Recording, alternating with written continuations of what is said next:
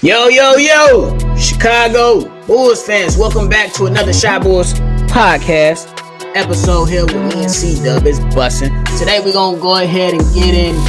Is Javonte Green putting pressure on Patrick Williams? I don't know.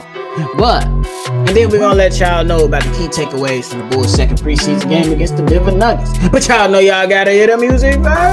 Cognac. Gang.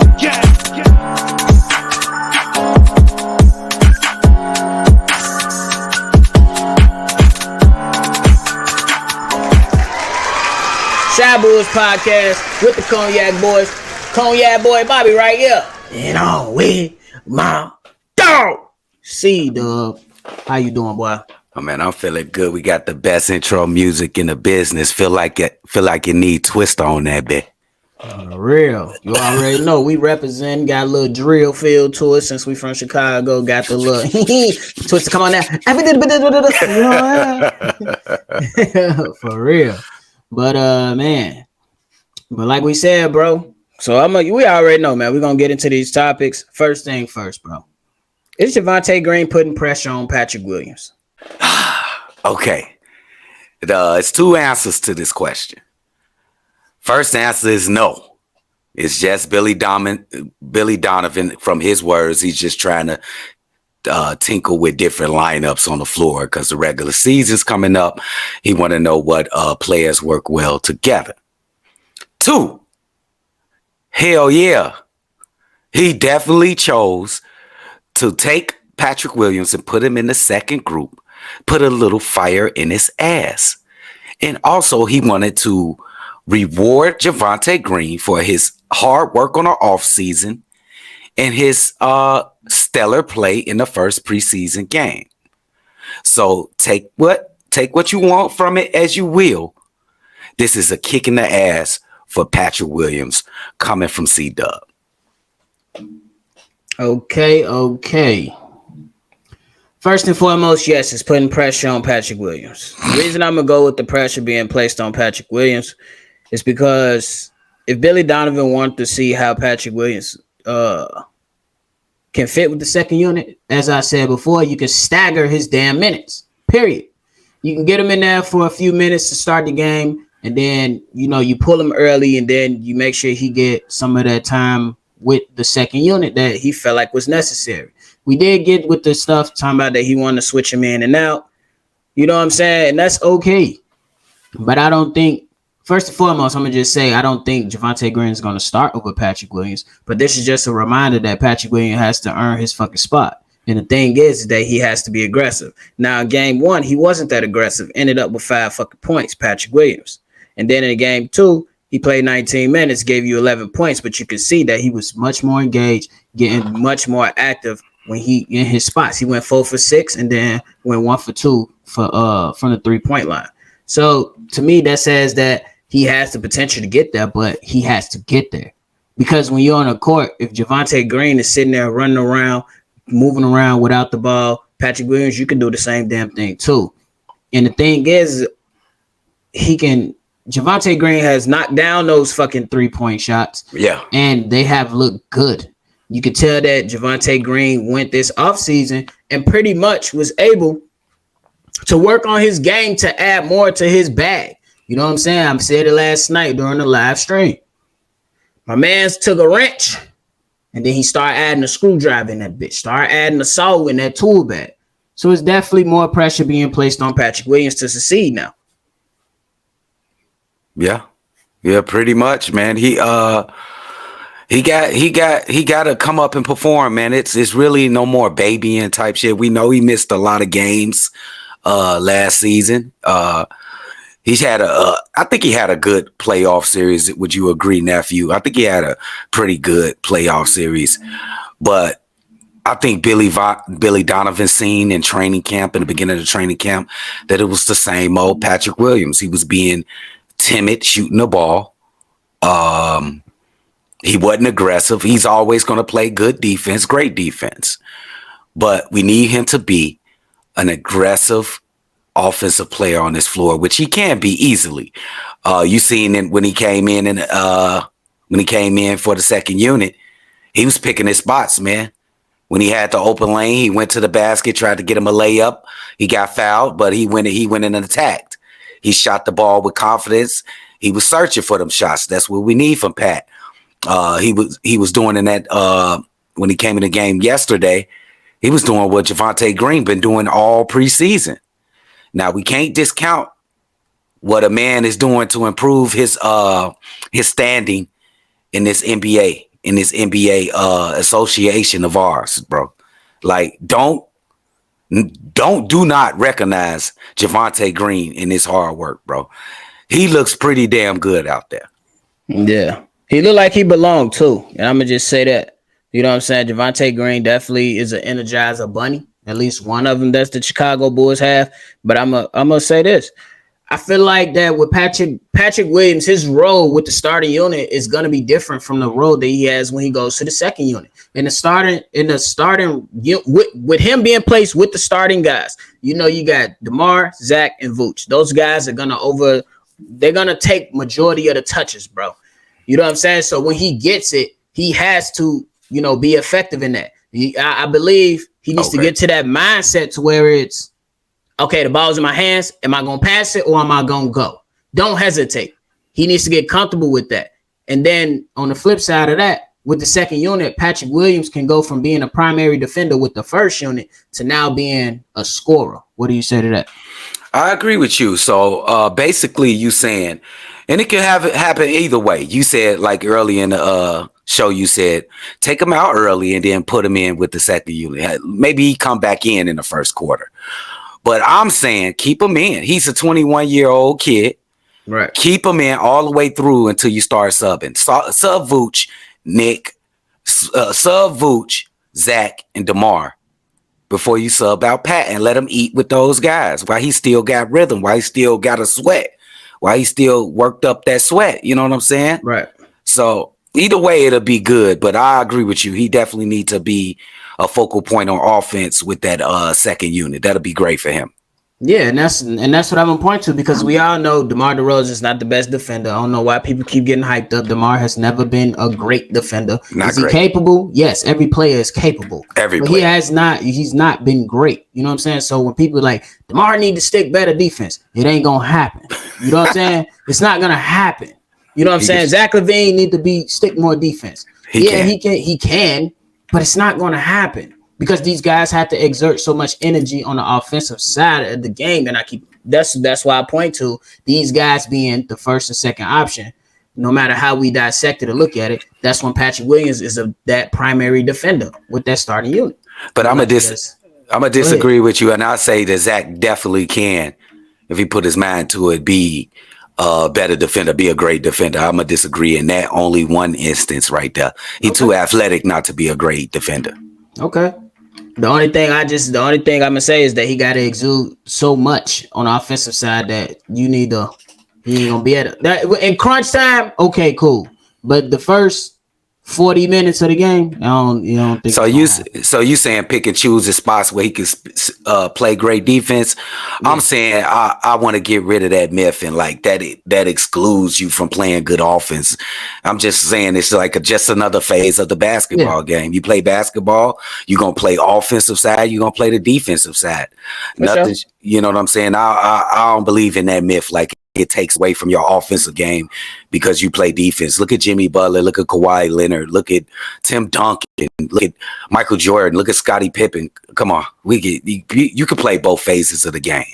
You can, but hey, how? Just go one more time with your initial reaction so the people can, if the people didn't hear it, go with your initial reaction of how you felt when Javonte Green was inserted in the starter lineup over Patrick Williams, though. When I initially heard it, I was like, damn, what's this? What the hell is Pat doing? I mean, what happened? But then after you think about it for a minute, wait, I ain't going to give you that. Go ahead. You said you just want that. Go ahead. Go ahead. Well, I'm going to tell you. I was like, what the fuck? I was like, what? Yeah, exactly. WTF? Yeah, that's exactly what I was going to say. I'm like, well, when I first texted to you, was like, hold on, what? I'm like, that's what I was thinking too. But then I sat back down and I was like, my initial response was like, what's going on? But then after you read what Billy Donovan said, you think and you be like, oh yeah. And then I just thought about my point that I've been saying all offseason, leading up to even preseason starting. He needs to be that focal point with the second unit. So it's the preseason. I expect him to be a starter. So I expect Patrick Williams to be the starter once the season starts. Okay. What about you? Oh yeah, Now I said yesterday, and I'm gonna keep going on that. I expect Patrick Williams to be the starter now, but we cannot ignore Javonte Green. The only thing holding him back, bro, is he's 6'4", but he don't play 6'4", bro. He don't. He played like 6'7", 6'8". For real. Like, bro, like we can't ignore Javonte Green, bro. He hitting threes confidently. He's shooting them at a good clip. He getting to the basket. He cutting off the ball, man. He playing defenses. He had a couple lapses early in the game yesterday. I want to point that out just to be fair. Yeah. Mm-hmm. But he's playing defense. He's just bringing the energy. He's being Javonte Green plus another bag of offense. That's what he's doing. For sure. And then, yeah, man. I guess we just move on along to the next topic. What are some of your key takeaways from the first 2 games of the preseason so far? Okay, the first game was kind of dry. I think they just went through the motions. Everybody was kind of walking on eggshells out there. You know what I'm saying? Most of the players. I'm gonna just say most of the players. With I'll point out a few, like Javonte and, Alex was out there. Nick Vooch was definitely doing this thing. And then the second game, we didn't really see a lot of random offense. If you look at the first game and then go to this game we had yesterday, the second game, you notice a big difference in the offense. You see all the player movement. You see the ball moving from side to side. You see the down low. They recognizing the mismatches. I recognize was more important to me because I thought DeMar DeRozan would have a tough time with a ball movement emphasized offense. He got his shots up, bro. Mm-hmm. He got like 15 shots up each game. So that's just the same DeMar DeRozan. So I'm cool with this offense, bro. Everybody, Zach LaVine ain't really went off as far as numbers in the scoring column yet. He has been playmaking, as you said yesterday. But I think he's just bad in his time. Zach LaVine can score when he wants to. So I'm really digging as an overall between these 2 games. I love the randomness, they want to call it, and the ball movement and the player movement. I like the defensive activity as well. People ain't great defenders out there. You DeMar and a couple other people out there, but everybody's trying on defense. Everybody's rotating and everything. Even Nick Vooch has been playing terrific on defense. Bro, that was crazy. Yeah. And I'm going to just say some of my key takeaways is, man, they started the game off better. I'm going to echo the thing that you said about the random offense. That shit it looked good. It looked good in my opinion. And that's why when it just jumping on Patrick Williams one more time, he should be able to dive to the basket. He's athletic enough to dunk on motherfuckers or at least draw contact and get to the foul line. And that's why I went back to that point to where when he does get that ball, he needs to be quick and decisive. I'm going to pass it or I'm going to go. If that's the goal is the 3-point shot or I'm going to the basket. Figure it out. And it needs to be as soon as the ball touch your hands, you need to be able to make a decision. Don't get the ball in your hands. You sit there and then you shoot a bad shot. Just go. If you're going to let that thing fly, let it fly. That's it. That's all. And then the defensive activity was good. And I got to get kudos. I know it's still early, but from what it looks like, AK and Mark Eversley, they definitely made 2 good pickups, bro. With Andre Drummond, because he's going to allow the Bulls to be able to jack up threes and get them second chance opportunities. And goddamn, did the man look like he dropped some weight? He looking more leaner. He looking more, he's still coming with the same rebounding experience that he brings. And then Goran Dragic had a bad first game, but the second game was much better with him playmaking, finding guys, helping, and being a leader out there. So I kudos to Mark Eversley and them. But I know it's still early on, still preseason. And so, but I'm excited about the team. Yeah, my last thing is Ayo Dosunmu, I believe, has solidified the starting role because I don't see no reason why he shouldn't start. That's just my opinion. I believe he should be out there starting. I believe that Ayo Dosunmu is going to be a great fill-in for Lonzo Ball as we continue to wash that out. Because anytime somebody bring up, yeah, we got Lonzo coming back, wash that shit out y'all mind, because we don't know. He's healing right now. I want to see what the hell the response is when he start ramping it back up. So watch that shit out. But shout out to that, man. Shout out to Ayo Dosunmu on that one. No, bro. Ayo Dosunmu. You know how excited I am to see my Chicago native brother. He out there, man, balling. He gonna have a monster season, bro. You see me switch my most improved player pick from Pat Williams to Ayo Dosunmu. Man, if you just look at the little things, the way he holding off when he blows by him and holds him off, he is extra strong. That strength is helping this kid. He built that shit back you up. You can see that strength, dude. Pulling up from 3. That pull up is just instant and it's confident, bro. Like, that's what I'm saying. He got to be able to do that. And one last thing is that my guy was able, like last year, you would see him get out and go to the basket mostly in transition. But now he's going to the basket within the flow of the half court offense. That's going to be another step for him, and that's going to be great. And the added 8 pounds that he added on is definitely going to help him, bro. And he's seeking contact. He don't care if it's a center down there or it's a little guard or forward. You see what he did to Herman Gomez. He knocked him back 8 feet. That looked like Derek. I'm having visions of Derek out there. You see the little cuff? You get the little Walter Payton cuff? You feel me? Come on, man. For real, though. But, hey, y'all let us know, man. Hit that comment box. What are some of y'all key takeaways from this game? And then also is Javonte Green putting pressure on Patrick Williams? Y'all let us know. CDubb. Get the people your final thoughts. Final thoughts, man. This has got to be very encouraging. Got you guys excited to watch the Bulls, to see what's next from the Chicago Bulls. I'm excited to see the next preseason game, to be honest.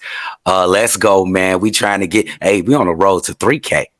Oh, bro. Holla at you guys. For real. Y'all already know. CDubb, I'm about to surprise you with my final thoughts. What up, though? Fuck you talking about? What's going on? I'm about to surprise you.